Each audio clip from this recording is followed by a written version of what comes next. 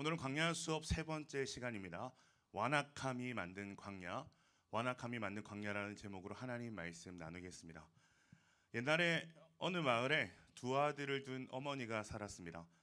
큰 아들은 우산을 팔았고 작은 아들은 집신을 만들어 팔았습니다. 어머니는 아들들을 사랑했지만 날씨만 보면 한숨밖에 안 나오는 거예요. 온통 걱정뿐인 거죠. 맑은 날이면 오늘은 비가 오지 않으니까 큰아들의 우산이 팔리지 않겠구나라고 걱정했고, 비가 내리면 비가 오니까 우리 작은아들의 집신이 젖어서 팔리지 않겠구나라고 하면서 또 근심에 빠졌습니다. 하루하루가 흐를수록 어머니의 얼굴에는 그늘이 깊어지는 거죠. 날이 개나 비가 오나, 그죠? 마음을 놓을 틈이 없었던 거죠. 날씨는 늘 변했지만 우리 그 어머니의 마음은 언제나 근심으로 무거웠습니다. 그런데 어느 날 이웃이 그 사정을 듣고 미소를 지으면서 이렇게 말을 했습니다. 생각을 바꿔보십시오. 해가 쨍쨍하면 집신이 잘 팔리니 작은 아들이 기쁘고, 비가 오면 우산이 잘 팔리니 큰 아들이 좋지 않겠습니까? 그 이유로 어머니는 날씨가 맑으면 작은 아들이 장사 잘 될 것을 생각하면서, 비가 오면 큰 아들이 장사가 잘 될 것을 생각하면서 날마다 미소를 지었다라는 아름다운 이야기가 있습니다. 아마 한 번쯤 다 들어보신 이야기일 것 같아요. 같은 상황이라도 어떤 시선으로 보는가가 완전히 다른 결론을 도출한다라는 교훈을 주는 이야기입니다. 제가 지난주 주일 설교에서 이번 주 주일 설교에서 비전의 사람은 어떤 사람이라고 했죠? 바벨론의 포로로 잡혀간 하가랴가 그 아들의 이름을 뭐라고 지었죠? 하나님의 위로라고 지었습니다. 느헤미야 이름의 뜻이 하나님의 위로였죠. 소망의 이름을 붙이고 소망을 말하는 사람, 그 사람이 비전의 사람이라고 말했습니다.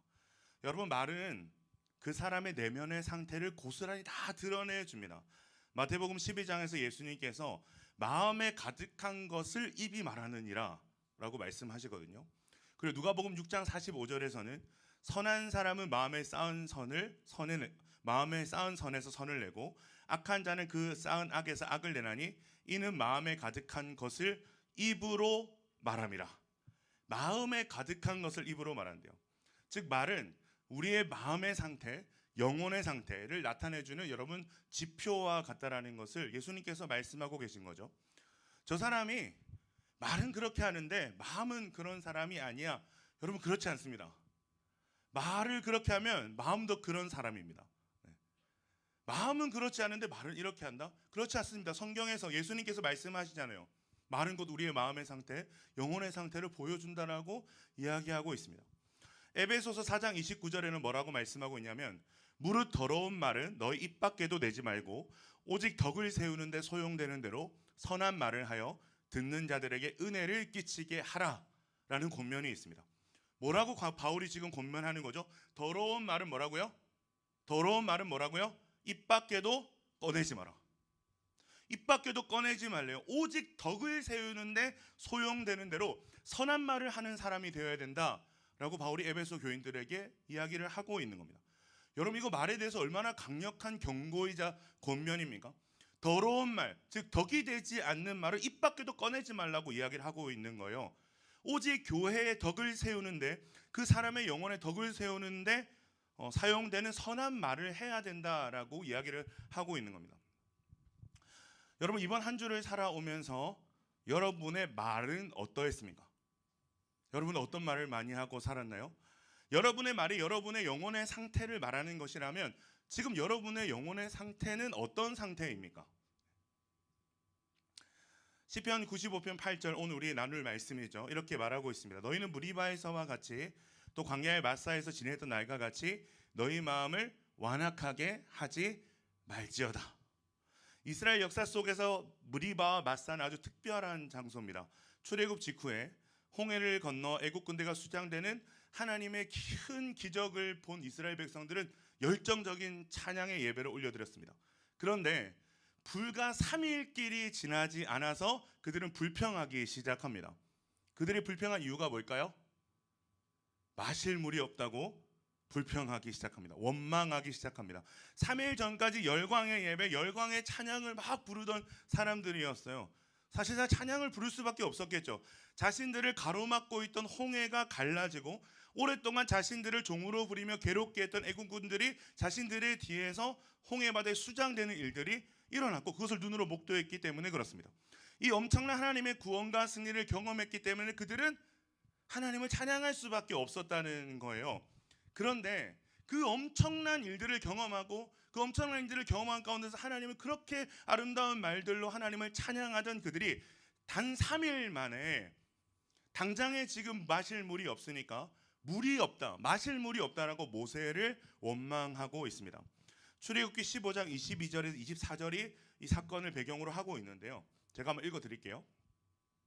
모세가 홍해에서 이스라엘 인도함에 그들이 나와서 수르 광야로 들어가서 거기서 사흘 길을 걸었으나 물을 얻지 못하고 마라에 이르렀더니 그곳 물이 써서 마시지 못하겠으므로 그 이름을 마라라 하였더라. 백성이 모세에게 원망하여 이르되 우리가 무엇을 마실까 하매. 24절에 나타나고 있는 원망이라는 단어는 히브리어로 룬이라는 단어입니다. 룬은 이스라엘 백성의 광야 생활 중에서 계속해서 반복되는 단어가 이 룬이라는 단어입니다. 불평하다, 투덜거리다, 원망하다, 불만을 표하다라는 뜻을 가지고 있습니다. 하나님의 엄청난 구원의 역사를 경험했고 하나님의 신실하신 인도하심을 매일같이 경험하면서도 어려운 환경을 만날 때마다 하나님의 약속을 신뢰하지 못하고 투덜거리는 겁니다. 불만을 말하는 거죠. 아니 목사님 좀 살다 보면 툴툴거릴 수도 있는 거 아닙니까? 라고 이야기할 수 있겠지만 성경이 이를 향해서 부정적이고 반복적이며 불신앙에서 비롯된 불평이라고 이야기를 하고 있습니다. 결코 가벼운 문제가 아니라는 거죠. 우리가 하나님의 구원의 역사를 경험하고 하나님의 인도하심을 경험해놓고 작은 눈앞의 일들에 습관적으로 불평하는 일이 가벼운 죄가 아니라고 성경이 말씀하고 있는 거죠. 그들이 출애굽하고 물을 찾았지만 그 물은 어떤 물이었냐면 마라, 쓴물이었습니다. 쓴물, 마라가 쓰다라는 뜻이거든요. 마라탕의 유래가 여기서 나왔나 생각이 들 정도로 마라는 쓴물이라는 뜻입니다. 마실 수 없는 물이라는 거예요. 모세는 이들의 원망을 들었습니다. 그들의 어떤 불평을 들었습니다. 그리고 나서 하나님께 기도를 했습니다. 그래서 하나님은 모세를 통해서 쓴물을 단물로 바꿔주시는 역사를 일으켜 주시죠. 자, 그런데 성경을 조금만 더 읽어보면 놀라운 사실이 등장하는데 우리 말씀 한번 찾아볼까요? 출애굽기 15장 27절입니다. 출애굽기 15장 27절 말씀입니다. 방금 읽었던 성경에 바로 몇 절 뒤에 있는 말씀이거든요. 찾았나요? 불과 3절 정도 지나고 난 뒤에 등장하는 말씀입니다. 같이 한번 읽어봅시다. 시작. 그들이 엘림에 이르니 종려나무 이른 구루가 있는지라 거기서 그들이 그물 곁에 장막을 치니라. 엘림은 사막의 오아시스입니다. 샘물 12개와 종려나무 70그루가 있는 곳이라고 이야기를 합니다. 이스라엘 백성들은 물이 없다고 불평하고 원망한 지 얼마 되지 않아서 시원한 물과 그늘, 나무 열매들을 만나게 된 겁니다. 제가 한번 찾아봤어요. 이 마라라는 쓴물이라는 우물과 이 오아시스 엘림의 거리는 얼마나 될까? 근데 정확하게 알 수는 없지만 대략적으로 추정하기를 10에서 12km 정도의 거리라고 추정을 합니다. 요즘에 뭐 보니까 러닝들 많이 하더라고요. 저와 같이 동글동글한 친구들이 막 러닝한다고 막 인스타그램에 올리고 막 이렇게 하던데 여러분 잘 뛰는 러너들은 1시간에 10km를 뜁니다. 잘 뛰는 러너들은 1시간에 10km를 뜁니다. 마라와 엘림이 그 정도밖에 안 되는 거리였다는 거예요. 마라의 쓴물 바로 근처에 조금만 더 걸어가면 엘림이 있었다는 겁니다. 조금만 더 가면 하나님이 다 예비해 놓으셨다는 말입니다. 그런데 그들은 하나님을 신뢰하지 못한 겁니다. 하나님을 신뢰하지 못하자 3일 전에 그 출애굽 홍해가 갈라지고 막 애국군들이 수장되는 그 감격은 다 사라지고 완악함이 그들의 마음을 막 채우기 시작하는 겁니다. 이 완악한 마음은 완악한 말들을 쏟아내게 만들고 좀 전까지 하나님을 찬양의 대상으로 여겼던 그들을 원망의 대상으로 하나님을 여기게 만드는 일들을 하게 합니다. 여러분 놀랍지 않아요? 3일 전에는 찬양의 대상인 하나님이 3일 후에는 원망의 대상이 되고 있습니다. 너무 놀라운 일 아닙니까? 출애굽기 17장에서도 비슷한 상황이 찾아오는데 말씀 한번 찾아봅시다. 출애굽기 17장 1에서 4절까지 말씀입니다. 출애굽기 17장 1에서 4절까지 말씀 우리 한 절씩 번갈아 가면서 읽어봅시다. 제가 먼저 읽을게요. 이스라엘 자손의 온 회중이 여호와의 명령대로 신광야에서 떠나 그 노정대로 행하여 르비딤의 장막을 쳤으나 백성이 마실 물이 없는지라.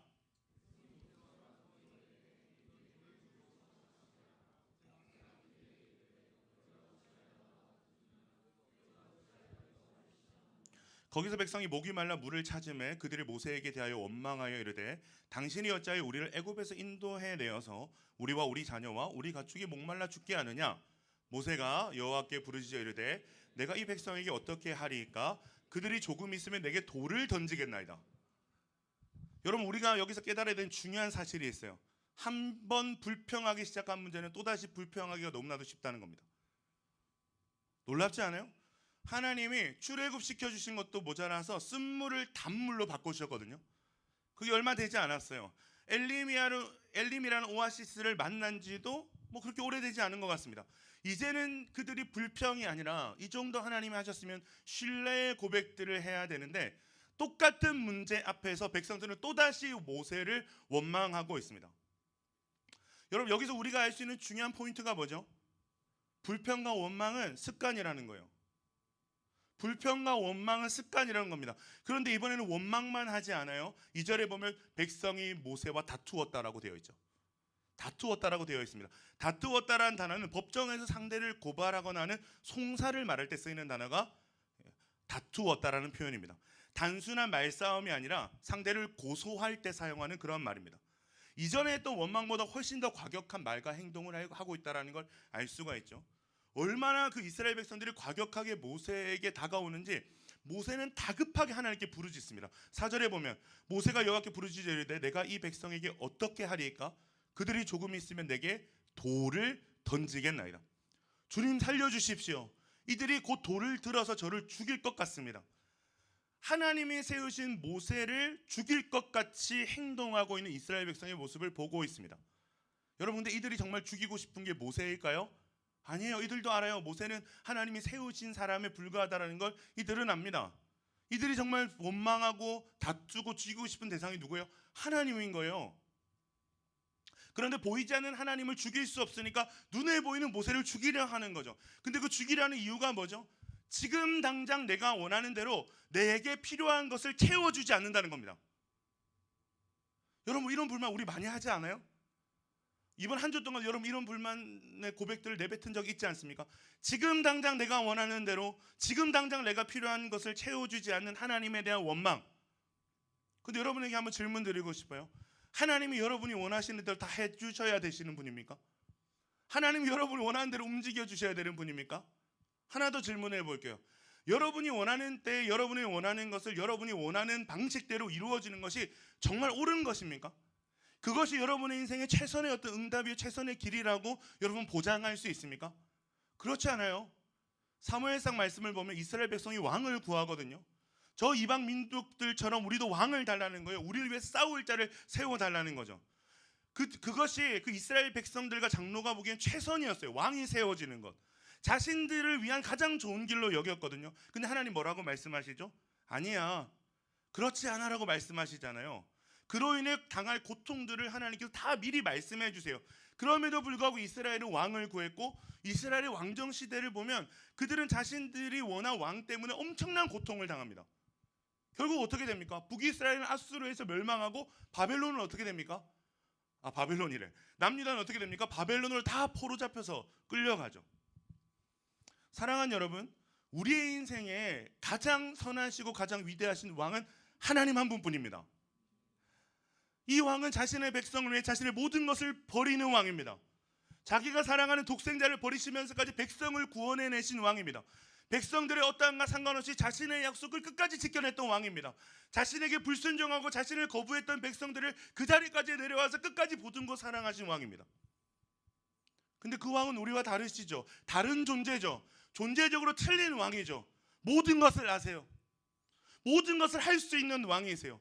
그래서 우리가 가장 옳은 길을 걷게 하시고 가장 필요한 길을 걷게 하시는 왕, 여러분 그분이 우리의 왕 하나님이십니다. 우리가 그것을 믿는다면 우리 뜻대로 우리가 원하는 대로 되지 않는다고 해서 우리가 그분을 감히 원망할 수 없는 거예요. 감히 원망할 수 없는 거예요. 그렇다면 반대로 우리가 끊임없이 그분을 원망하고 그분과 다투고 그분께 분노하는 건 어쩌면 우리는 그분을 왕으로 인정하지 않는다는 것입니다. 하나님이 틀렸고 내가 옳다는 생각을 여전히 하고 있는 것입니다. 더 이상 당신이 필요 없다라는 선언과 같은 것입니다. 결국 하나님께서 모세를 살려주시기 위해서 모세에게 반석을 치게 하시죠. 그래서 물이 흘러나오게 됩니다. 그곳이 마사와 무리바라고 불리는데요. 마사는 하나님을 시험했다는 뜻입니다. 무리바는 하나님과 격렬하게 다투었다라는 뜻입니다. 하나님이 이것을 기억하신다는 거죠. 너희도 이 자리를 기억하라는 거죠. 마틴 로이드 존스 목사님이 이런 말을 했어요. 신앙이 병든 자는 환경이 아니라 마음 때문에 흔들린다. 신앙이 병든 자는 환경이 아니라 마음 때문에 흔들린대요. 여러분, 신자에게 불평은 환경이 아니라 신뢰의 문제입니다. 제가 지난 하트에서 광야를 이야기하면서 하갈과 이스마엘에게 광야가 변화된 이야기를 여러분과 나눴습니다. 원래 광야는 그들에게 버려진 곳이잖아요. 내쫓긴 곳이고 죽을 수밖에 없는 곳이 광야였잖아요. 그런데 하나님께서 그들과 함께 하시자 광야가 어떤 곳으로 변화됐죠? 그들의 공급처가 되고 그들의 안식처가 되었습니다. 환경은 달라진 게 없어요. 이들의 중심과 신앙이 달라진 겁니다. 여러분, 히브리어로 완악하다라는 단어는 굳다, 단단히 닫히다라는 뜻을 가지고 있거든요. 하나님을 향해 마음의 문을 닫은 상태가 완악입니다. 조나단 에드워즈가 이런 말을 했어요. 타락한 인간의 마음은 하나님을 향한 적대와 완고함에 빠져 있다. 그들은 하나님의 빛을 사랑하지 않고 오히려 어둠을 사랑한다. 사랑하는 여러분, 반드시 기억하십시오. 환경이 광야를 만드는 것이 아니라 완악함이 광야를 만드는 겁니다. 우리 마음의 완악함이 광야를 만드는 겁니다. 환경이 광야 같을지라도 하나님을 신뢰하고 하나님과 동행하는 사람은 광야가 공급처가 되고 안식처가 된다는 사실을 여러분 반드시 기억하시기를 축복합니다. 오늘 하나님이 뭐라고 말씀하시죠? 그러므로 내가 노하여 맹세하기를 그들은 내 안식에 들어오지 못하리라 하였도다. 11절 말씀입니다. 그들의 완악함을 보고 하나님이 말씀하세요. 그들은 내 안식에 들어오지 못하리라. 여기서 안식은 단순한 휴식이 아니죠. 하나님과의 깊은 교제, 하나님 품 안에서만 주어지는 평화와 충만을 뜻하는 것이 안식입니다.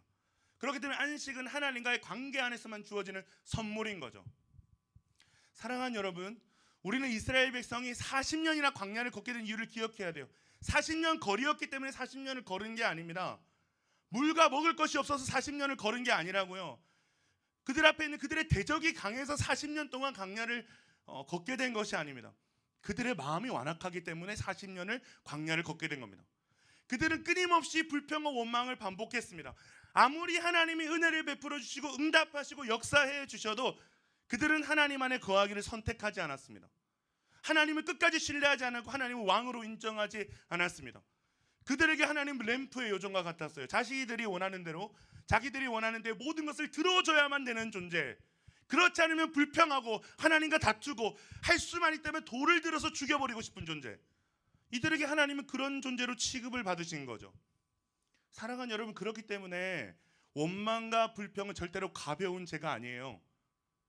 하나님은 이스라엘 백성이 불평하는 그것 때문에 그냥 광야에서 40년을 머물게 했습니다.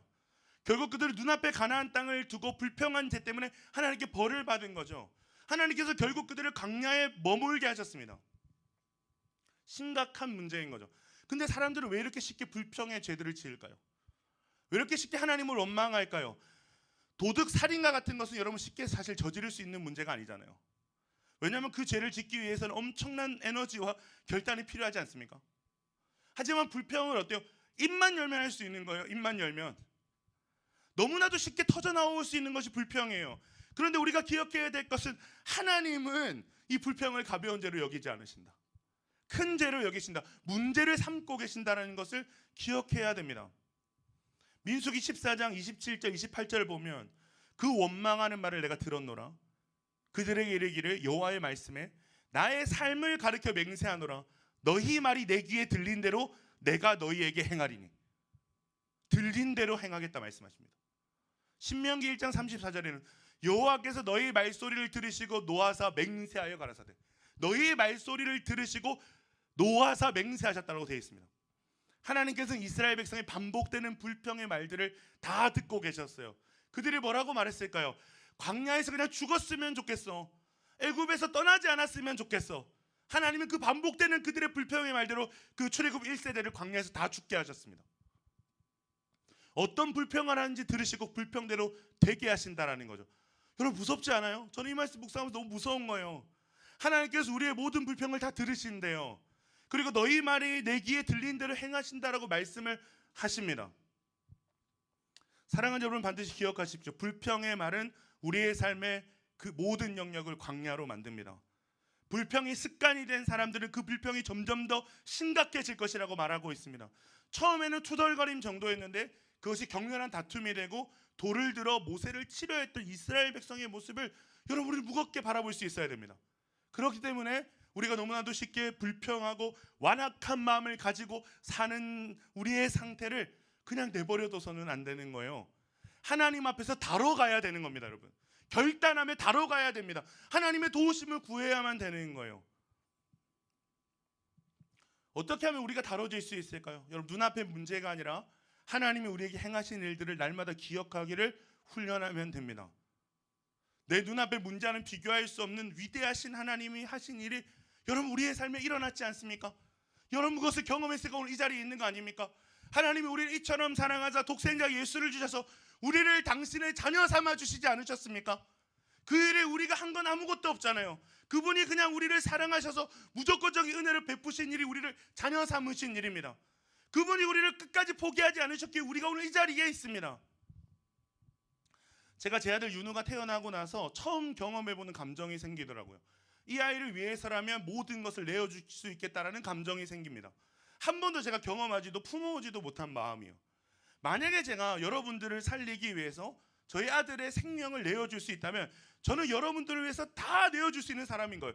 이 맥북도 주고, 이 아이폰도 주고, 이 애플워치도 주고, 제가 윤우의 생명을 여러분에게 줄 수 있으면 저는 여러분에게 모든 것을 다 줄 수 있는 사람입니다. 왜? 내가 내 자신을 아끼는 마음보다 더 사랑하고 아끼는 존재가 자녀이기 때문에 그렇습니다. 여러분, 저는 사랑이 많은 사람이 아니에요. 여전히 자기 중심적인 모습이 가득한 죄인입니다. 근데 죄인인 부모도 자식을 이처럼 사랑해요. 어그러지고 오염된 사랑도 이처럼 위대합니다. 하물며 하나님의 사랑은 어떻겠어요?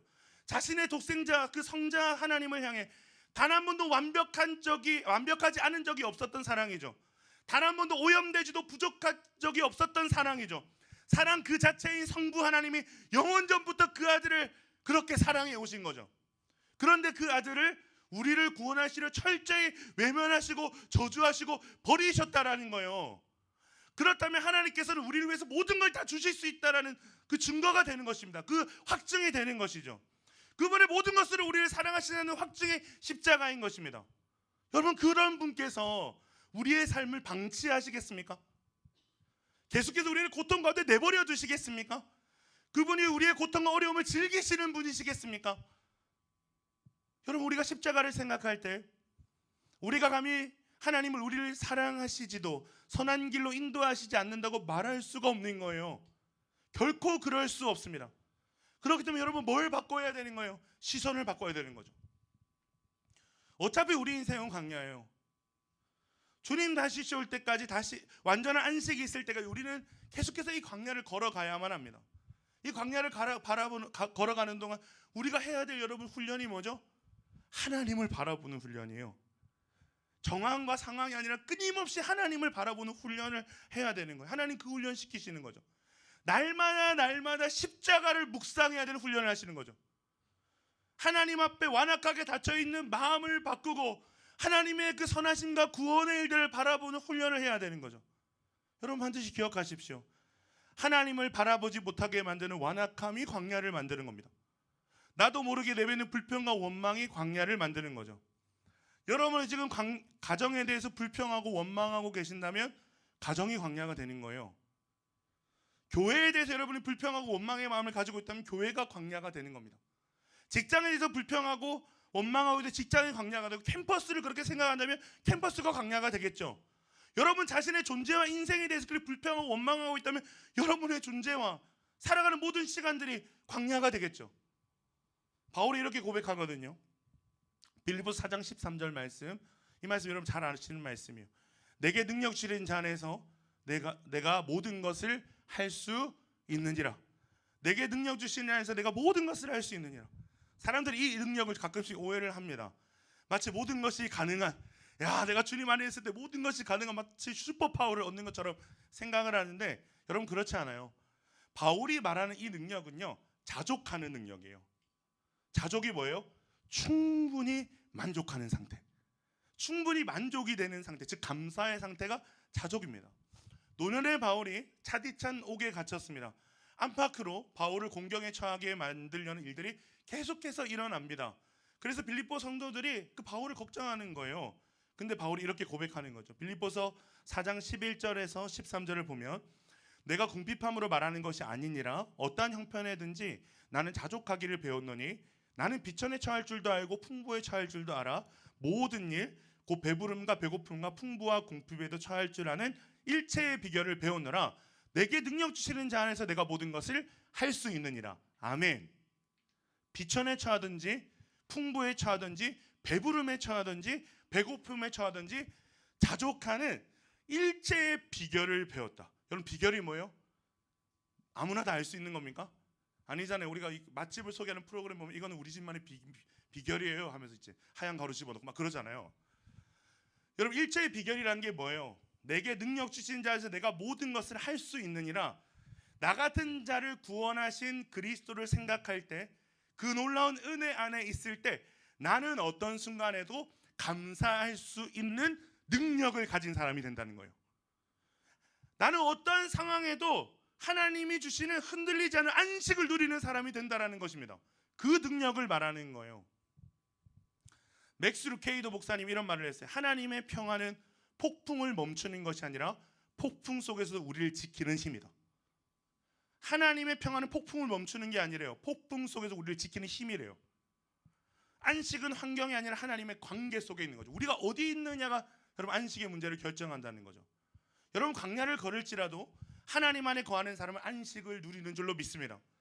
시편 23편에 다윗이 고백하는 것과 같이 광야를 걷는데 하나님과 함께 걸으니까 푸른 초장이 펼쳐지는 거예요. 여러분 반드시 기억해야 됩니다. 광야를 만드는 건 우리의 정황이 아닙니다. 우리의 완악함입니다. 너무나도 쉽게 은혜를 잊어버리고 하나님을 인식하지 않으려 하는 닫힌 마음, 어두운 마음, 그 마음으로 바라보는 모든 곳이 여러분 척박한 광야가 되는 거예요. 시편 기자가 호소하고 있습니다. 오늘 말씀을 보면 너희는 무리바에서와 같이 또 광야의 마사에서 지냈던 날과 같이 너희 마음을 완악하게 하지 말지어다. 너희 마음을 완악하게 하지 말지어다. 너희 마음을 완악하게 하지 말지어다. 시편 기자의 강력한 호소죠. 말씀을 정리합니다.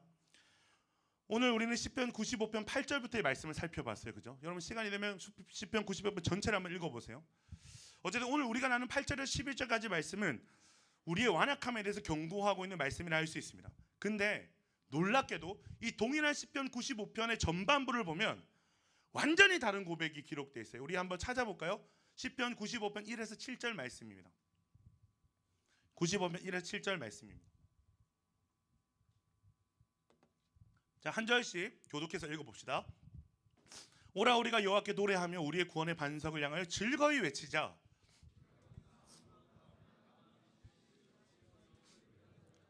여호와는 크신 하나님이여 모든 신들보다 크신 왕이기 때문이로다.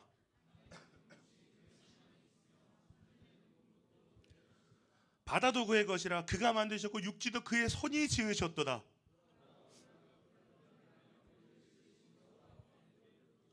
함께 있습니다. 그는 우리의 하나님이시요 우리는 그가 기르시는 백성이며 그의 손이 돌보시는 양이기 때문이라. 너희가 오늘 그의 음성을 듣거든.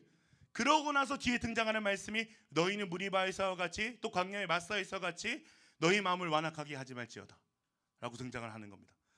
하나님께서 우리에게 다시 감사와 찬양의 길을 열어주시겠다라고 말씀하는 본문입니다. 무엇으로 하나님께서 완악한 마음을 가진 우리에게 감사와 찬양의 길을 열어주신다고 되어 있어요? 7절의 끝에 보면 너희가 그의 음성을 듣거든. 너희가 그의 음성을 듣거든. 여러분 말씀의 자리는요 우리의 완악함이 깨지는 자리입니다. 현상에 매몰된 우리를 일깨워 하나님의 어떠하심, 하나님의 행하심을 바라보게 만들어주는 자리가 여러분 말씀이 들리는 자리인 줄로 믿습니다. 오늘 시편 95편에 여러분 1절에서 7절 말씀을 나중에 깊이 있게 묵상하시고 시간이 되면 한번 노래를 지어서도 불러보시고 선포해 보십시오. 하나님의 어떠하심이 얼마나 아름다운지 기록되어 있습니다. 크신 하나님이시오 모든 산들보다 크신 왕이시로다. 땅의 깊은 곳이 그의 손안에 산들의 높은 것도 그의 것이로다. 바다도 육지도 그가 지으셨도다. 그 하나님이 우리의 하나님이요 우리는 그의 기르시는 백성이요 그의 손이 돌보시는 양떼들이다.